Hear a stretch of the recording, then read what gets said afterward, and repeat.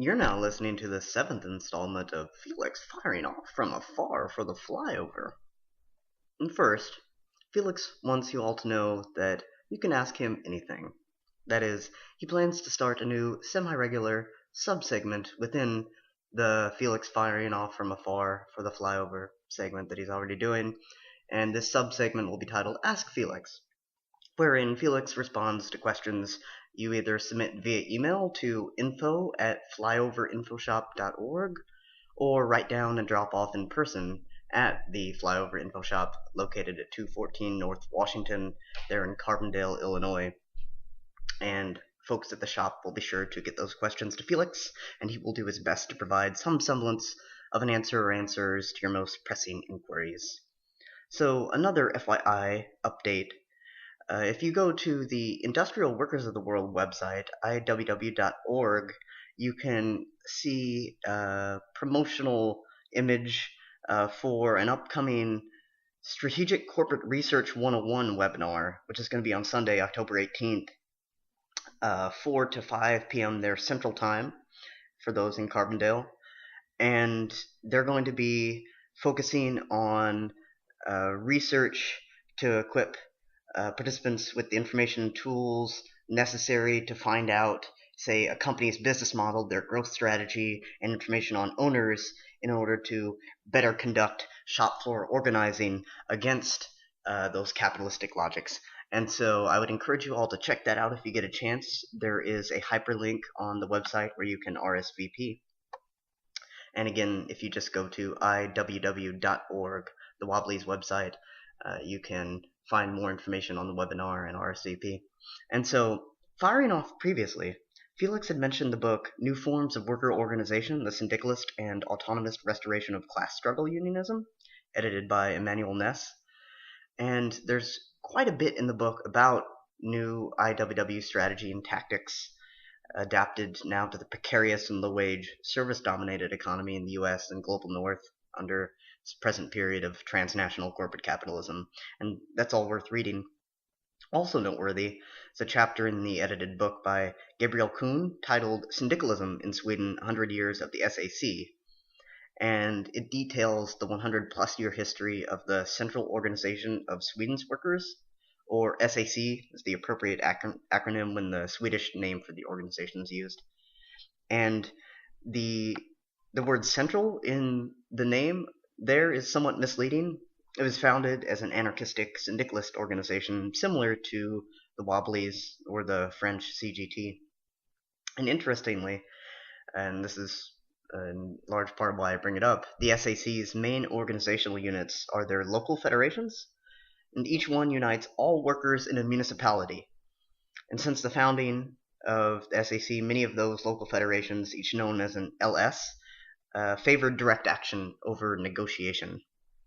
And in fact, one of the SAC's organizing principles developed a little bit later is the register method, where they reject attempts to negotiate a collective bargaining agreement between the union and the employer and opt instead for collectively deciding on what are acceptable working conditions and remuneration, and then if and usually when those are not met at certain shops, then there's a series of direct actions and strikes that can be undertaken, and that way you're not confined legalistically by a CBA, and it also allows for more spontaneity and autonomous radical innovation.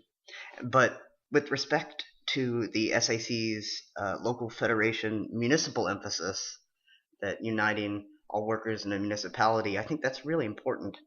And it relates to the discussion last time Felix fired off, drawing on the ideas of American revolutionary thinkers Grace Lee Boggs and Ray Bookchin. And so both believed in the necessity of recovering human agency, recovering our individual capacities to think and act in the world and exert some say over the decisions affecting us, to intervene and thereby act politically. And that for both Boggs and Bookchin entailed concerted effort to reconstruct community from below, without the power overs that, say, characterize the hierarchical form of relations that we know as the state and electoral politics, parliamentary politics. and instead opting for local face-to-face assemblies for Bookchin and through various decentralized and collaborative life-sustaining efforts for Boggs. And Bookchin's notion of libertarian municipalism also calls for municipalizing the economy, perhaps something that could be facilitated by the sort of organization the SAC's LSs have been doing with varying degrees of success for a century, especially if that workplace or work-oriented organization is then complemented by other politicizing and communally robust intercourse that Bookchin and Boggs, among others, have advocated. So switching gears now, there's another topic that Felix wants to fire off about. He's going to discuss one factor that perhaps militates against the sort of revolutionary change that Bookchin and Boggs, among others, advocated. And he's going to draw first again on critical theorist Herbert Marcuse, beginning with some of the insights Marcuse offered in his book One-Dimensional Man. And in that text, Marcuse has a critique of what he termed happy consciousness, where the real is assumed to be rational without any critical interrogation. And so Marcuse is leveling this critique of one-dimensional thinking and one-dimensional mentality and the happiness or the false happiness that breeds, and he is criticizing it as it being a systematic attack on any type of critical interrogation, and for being a systematic promotion of positive thinking divorced from any critical element, from the power of negativity. And it's characteristic of this loss of critical cognitive, what he calls mediation, meaning the world is no longer cognitively processed or mediated, if you will, critically, in a way that would detect difference between reason and fact. Instead, there's immediate, meaning no mediation, identification with fact, with what exists, with the established order. And even though what exists might make no sense whatsoever and might be deplorable and abhorrent. And so it is thus anti-dialectical, meaning the dialectical thinking that's so imperative for Marcuse, that's repressed.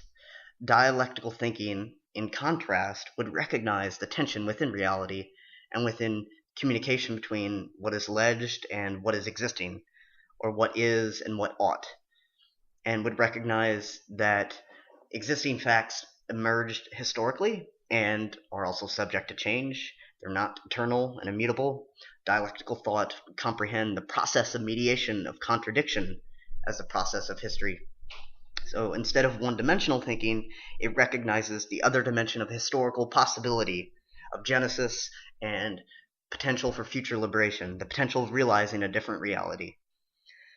And so this anti-dialectical language, which characterizes the happy consciousness, is also ahistorical language, anti-historical language. Anti-dialectical communication and the thinking that communication promotes represses the power of negativity. And that power is important because it can assail injustice and irrationality. And the anti-dialectical communication and thinking also represses the transcendent potential. That is, the human power to transcend our given material conditions and make new conditions, or reconfigure the ones that we have. And that one-dimensional mode not only suppresses dialectical thinking, it suppresses history and our own past, as well as the possibility of negating the present to create a different future. And so I'm trying to cast this in several different ways, and hopefully at least one will stick. And so the mode of control functioning at the linguistic level that is undergirding this false happy consciousness, it serves the established order, Marcuse is arguing, by substituting images for critical concepts and by reducing reflection, abstraction, and historical examination. And so the contradictory content of words and phrases cannot be expressed or adequately recognized within what Marcuse calls the closed universe of discourse, which he is going to argue predominates today, or predominated when he was writing several decades back, and I would argue probably is still pervasive. And discourse, of course, in this usage is kind of like the language in use. And the dominant universe of discourse falsely reconciles opposites It's a false unification, a repressive unity, and I'll touch on that just momentarily. And so contradictions are contained within this language, communication, society. The tension, instead of manifesting itself in a praxis, a theory, and forming action for social change, instead um, it's militating against that, and it's a false reconciliation. And it forces upon people an abridged, or shortened, or reduced meaning and acceptance of what is offered in the form that it's offered. And there's little to no room for thinking otherwise. And this abridgment of language and reduction in thought, it converts itself into a one-dimensional mode of perceiving the world. And there is surrender and subjection to the immediate facts of existing social arrangements. And so it prevents the abstract, reflective thinking that would enable one to think beyond the existing order, to contemplate what could be. And again, to relate this to a previous Firing Off segment, Grace Lee Boggs was adamant about the power of ideas and very critical of those who would flippantly dismiss the necessity of contemplative reflection. She saw that as absolutely essential for thinking through our attempts to revolutionize society, which she thought was, again, absolutely necessary to struggle against the systematic dehumanization that prevailed during her lifetime and continues today. And so Marcuse, he's going to argue that this one-dimensional mode of thinking, communicating, erases the historical content of the facts of the established order, and there's an immediate identification with them. And of course, Marcuse was writing One-Dimensional Man during the Cold War, and he provided an example of this kind of language in use, just one, a sort of par excellence, the luxury fallout shelter. In that way, you have it. It obscures the fact, or it doesn't even enable you. The phrase doesn't even enable you to interrogate the fact that it's combining a term like luxury, which connotes pleasure, enjoyment, with fallout shelter, which connotes warfare, and that these would seemingly be incompatible, but it's this false reconciliation of the opposites that he's pointing to as really problematic. And so it was written during the Cold War. There's this generalized fear of mass bombing or nuclear attacks between competing world powers, and that phrase blatantly exhibits these contradictions, but at the same time immunizes them from protest and refusal. It is what it is. How could it be otherwise? It's the kind of logic that it promotes. And I would suggest that today there's surrender to the facts of the established order at the same time as there is a doublethink-like rejection of those facts that is not entertaining the possibility the world is systematically dehumanizing but also subject to change. It's this ideological imposition of happiness that we must be happy. And there's, also I think a detectable counter-ideological trend of sorts without much militancy behind it. I think there are other counter-ideological trends as well, but one without much radical potential. It would refer to the way in which people are fully aware on some level and are capable of articulating on some level just how unnecessarily cruel the world remains, but then act as if it's otherwise. And so Marcuse, in his text, calls memory and remembrance a kind of mediation as well. And we could call them, if you like, different, less notable forms of media. So Félix has done some media studies work in his day, and it always strikes me as interesting that this concept of mass media or media communication is seldom applied to the most normalized facets of life, and normalized in the sense that that they've all just become common sense and beyond the level of our assumptions. Just assume them to be what is, and seldom actually think through their genesis and how things could be otherwise and the effect that they're having. And so I think if that concept of media is actually applied to something like this, it can be really, really powerful. And so the kind of memory and remembrance as a form of mediation that Marcuse is calling for would allow for a dissociation from the existing facts.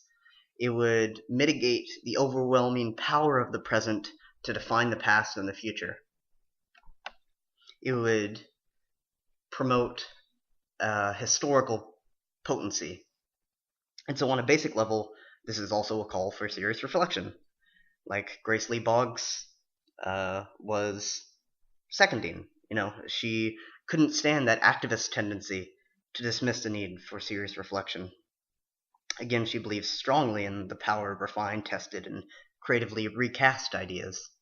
And so for Marcuse, thinking and acting that relates to the past to the present, mediating the past with the present, can discover the factors that give rise to present facts, that set limits, that create and reproduce class divisions and oppressions, and then thinking that considers future possibilities, then counteracts or breaks open the closing of the universe of discourse by realizing it as a historical universe, not one-dimensional. And the final point Marcuse made in that text that I'll touch on here, regarding the closing of the universe of discourse, he suggests that there's closer association between advertising and the political, and that there's emerged a strong, seemingly complete fusion of business, fun, and politics. And so I'd add that whereas something akin to that might take place within a libertarian socialist society where creative human doing, fun, and having a say over decisions affecting our lives come together as we co-create a pleasurable and self-determined experience, so that kind of fusion would actually be in accord with something that Marcuse would maybe favor, but that's not what he's talking about. The fusion in existing society, again, he was writing in 1964, was very premature, as he termed it. Business, politics, and fun exist as reinforcing forms of domination. And while one could argue, even though many people don't today have a lot of fun within capitalist society, and I think that's very true, many people are unhappy in many, many ways, there is still this false convergence of business and fun, and that's how ideology functions. That you're told, or you're coerced into believing that you should really enjoy the work that you do. For example, Steve Jobs, who was the co-founder of Apple, and a celebrated entrepreneur, he was an advocate of the do what you love ethos. That is, immerse yourself in the work that you love. And what that does, I'm going to argue, is it erases the class structure of society. Not everybody can just do that. And also ignores the alienation that is inbuilt within coerced labor under capitalism. It places this false notion of eros on top of labor in a competitive environment, made more competitive, I'd suggest, by the global labor arbitrage, where workers can be pitted off each other in a grand race to the bottom. Not to mention all the social deterioration that has accompanied these changes. For example, within the realm of higher education, so the National Education Association, has suggested that up to 75% of higher education faculty in the United States are contingent labor. There's a growing division, then, I would say, between the haves and have-nots within the university, and Felix has fired off about this before, and those real socioeconomic stratifications and institutional hierarchies have real material effects. The relatively privileged haves, that is, the few remaining tenured professors at the remaining number of schools, despite the decrease in state funding, or those who better excel at extracting the most money from students, forced to finance their education through mass indebtedness as the systems become wholly commodified.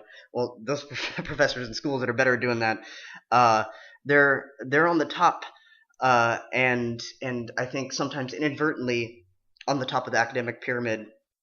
Relatively speaking, there's still the bloat within administration, but those tenured professors, I think, inadvertently reinforce this insidious ideology at times, and I've heard it myself from those in such positions that will suggest you be happy.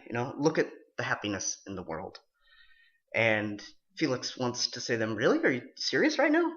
And so, just to put this in perspective, Felix currently has a sister who's incarcerated in a women's prison in Illinois. And it is, at least it seems to me, gross, obscene, and disgustingly cruel to suggest that someone in such a position must look on the bright side and count her blessings. And again, I would turn to the power of negativity.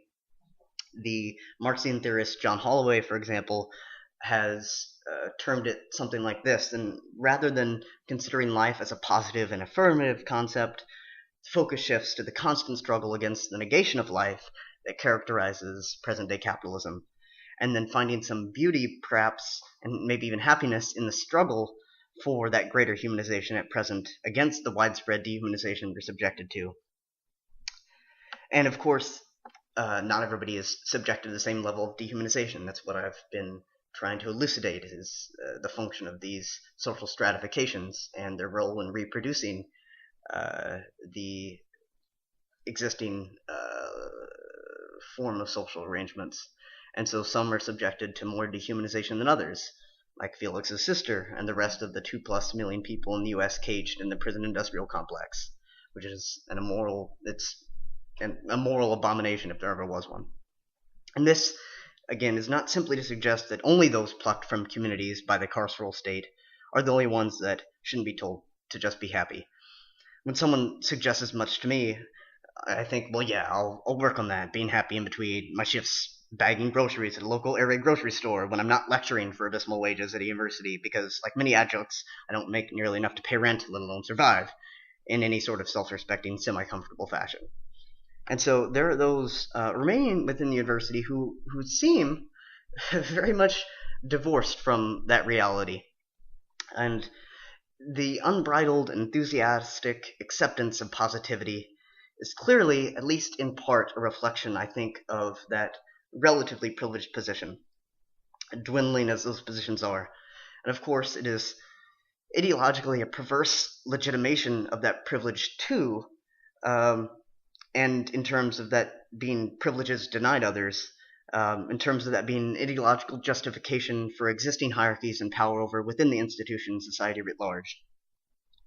That is, when you're suggesting that others locate happiness within their lives without at the same time addressing the larger structural issues and material conditions that forcefully militate against happiness, and the force of that militating against happiness is much stronger for some. Again, I'm pointing to this hierarchical division of labor and socioeconomic stratification that is the source of it. And so the privileged socioeconomic position and the relative power of some within institution like higher education, at least in part, makes them highly complicit with the new mode of capital, like the student debt regime, that must be fiercely challenged. So I would suggest confronting and attacking, going against and beyond that ideology whenever you're faced with someone who is making claims that would fall under that umbrella and suggesting you focus solely on the positive. And similarly, to tread on some controversial ground and make a related point, there is a book, From Alienation to Autonomy, by Franco Bifo Berardi, and Bifo talks about the new love of work that has become increasingly common, while work's coercive and repressive dimensions still remain, at least in part. And so Bifo juxtaposes the old industrial labor, which was almost across the board painful, boring, laborious, with cognitive labor of the new information workers who invest knowledge, creativity, affects, and desires into their work. And the new worker values, so says Bifo, as the most important and interesting part of their lives, with consequences, I'd add, because there's a huge decline in the community and social and civic life. And so the loss of eros in everyday life, if we want to put it like that, um, has prompted workers in this new economy. And again, not everyone has that info worker, cognitive worker position. In fact, I wouldn't even suggest that that is the characteristic place of the, say, new precarious proletariat today, or precariat. I think there's far more service workers, and their relationship to labor is very different. But nevertheless, I think Bifo's kind of onto something.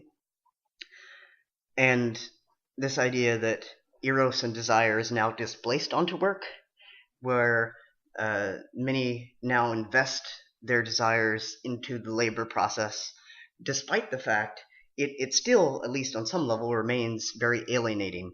And because of that institutional structure itself, it does not allow for a real meaningful realization of happiness, maybe on some superficial level, but there's always going to be that gnawing facet on the inside, and in turn it sort of compels this vicious cycle, because there is still labor taking place within a competitive environment, and that competition has been amplified and intensified, as Bifo argues. And so there is this opposition to other human beings who would otherwise be a source of mutual pleasure enrichment. And so there's still alienation that is intact and sustained, and perhaps it is reproduced and intensified that much more as a result of this weird investment of desire into abstract labor. And so this new work, too, is heavily reliant upon communication, which is integral to it. But communicating in this context loses its joyful and pleasurable dimension because it's put to work, quite literally. And another key point that Bifo makes, that within this new economy, there's, again, this intensification. So the new communication technologies like cell phones, for example, and also our ubiquitous use of new media, makes it possible for people to always be on call, which induces a kind of psychological stress. That intensification and acceleration for the benefit of capital, which is always striving to better maximize profits and reproduce itself. Capital is self-valorizing in that way, as Marx told us. And that self-reproducing system demands its own production. Capitalists are compelled to constantly reinvest and grow the economy, otherwise they're knocked off and no longer capitalists. And so this translates into the demand for greater and greater accessibility of workers who can be put to work at any point in time.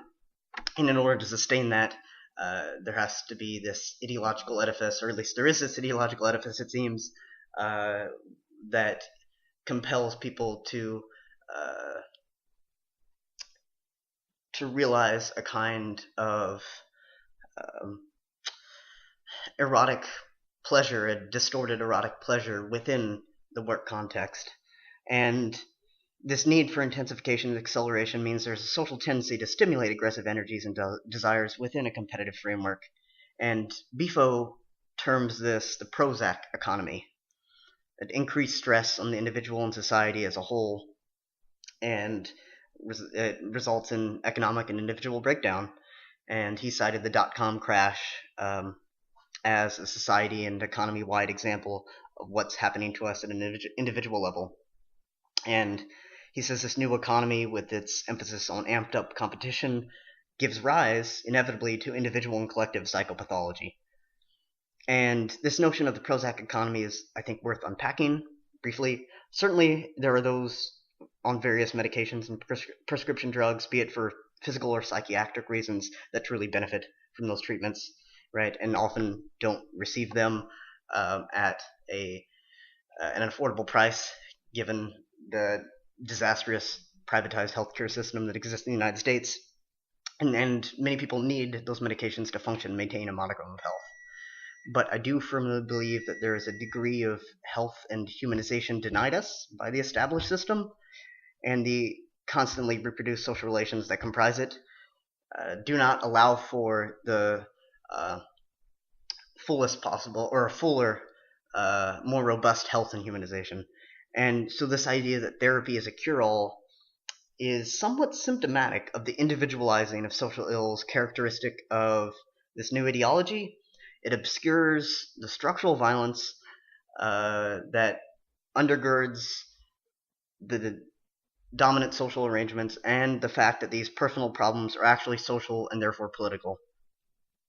And any serious therapy or therapeutic treatment, in my view, can be very purposive and beneficial, but it has to go beyond notions of mere individual happiness and has to acknowledge that fundamentally altering systemic arrangements must be a necessary objective for improving people's physical and psychological health. And this can be initiated on a more local level using affective politics, that is, the creation of bonds of love and trust without the exchange in power relations characterizing the rest of society. It can also entail concerted efforts to create communal spaces not structured around alienating and exploitative capitalistic logics. And it's not surprising the pathological responses witnessed in society, given the lack of those non-commodified relations, that those are just rampant. The innumerable shootings that we've witnessed in the United States are probably case in point. And these could be called forms of what Marcuse termed repressive desublimation. And so sublimation, first off, would be the channeling and displacing of erotic and aggressive drives into higher modes of human activity, like making art, for example. But with the surplus aggressiveness and the intensification that Bifo described, it's not surprising that there is more incidence of repressive desublimation, which would be the transferring of that aggression and raw libidinal energy into crude forms. Could be pornography, for example, or more sadistic, partial, distorted realization of desires, like seeking sexual type gratification from destructive or perhaps more accurately oppressive acts. And that might in some way satisfy visceral desires, but for Marcuse it would still be repressive. It would still be in the reproduction of conditions of unfreedom. And so you can see a parallel there with this notion of repressive desublimation, the ways in which there's this partial satisfaction and gratification, but it's in some ways inauthentic and wholly incomplete, and it also contributes to can contribute to the same problems that are causing people to engage in acts of repressive desublimation to begin with. And the parallel there with the new vicious cycle of work in the information economy that Bifo described, where people are investing their eros, their erotic energies and desires into the labor process, but the labor process remains alienating, and so it becomes a vicious reproducing cycle that serves to reproduce the system writ large. And so Harriet Fraud, who is a psychotherapist, also the partner of Richard Wolff, who is a Marxian economist and proponent of worker self-directed enterprises. So Wolff's partner, Harriet Fraud, has suggested that men actually suffer the most under these conditions and exhibit some of the symptoms that I just alluded to, related to what we could call repressive desublimation, to borrow Marcuse's term. And so this is also a controversial point, and I don't want to have this misconstrued. So what Fraud was suggesting or has suggested is that women traditionally were tasked with organizing the communal aspects of life. And so now with the precarity in work, where men still adhering to or still coerced into adopting the patriarchal model and vision, would previously seek some sense of self or partial realization of self-worth in their work. With that gone, and the introduction of precarity and the inability to actually maintain a decent paying job, so men are without that, and they also don't have the communalizing sociality to fall back on. And so that's why Fraud is suggesting that in some ways it's actually harder for men. Now, of course, we have to qualify that and say that patriarchy still exists, and that there is serious structural and systematic oppression of women on so many levels. But Marcuse actually suggested something somewhat similar way back in 1972 in his book Counter-Revolution Revolt. And in one passage, he's discussing the women's liberation movement and also the effects of the established order on men. And so I'm going to read just one quick passage from that. And so Marcuse wrote that in this transformation, the women's liberation movement becomes a radical force to the degree to which it transcends the entire sphere of aggressive needs and performances, the entire social organization and division of functions. In other words, the movement becomes radical to the degree to which it aims not only at equality within the job and value structure of the established society, which would be the equality of dehumanization, but rather at a change in the structure itself. The basic demands of equal opportunity, equal pay, and release from full-time household and childcare are a prerequisite. Within the established structure, neither men nor women are free, and the dehumanization of men may well be greater than that of women, since the former suffer not only the conveyor belt and assembly line, but also the standards and ethics of the business community. And so his final point about men there being subject to the ethics of the business community may be less applicable today, and perhaps Fraud's analysis is more apt, but Marcuse's point about the women's liberation movement as a radical force insofar as it supplants society's surplus aggression with more authentic forms of eros, I think is key. And Marcuse elsewhere suggests the imperative of cultivating new sensibilities, and that is a change in the way that we relate to each other and the rest of the world might in turn facilitate an internal psychocognitive or even perceptual change among individuals and the collective, so that we would see or experience the world in a way ultimately incompatible with capitalism. And how we act now to alter the immediate material basis, I'd argue, that's necessary for that larger perceptual shift is something to consider. And so you've been listening to Felix firing off from afar for the flyover in this 7th installment. Tune in next time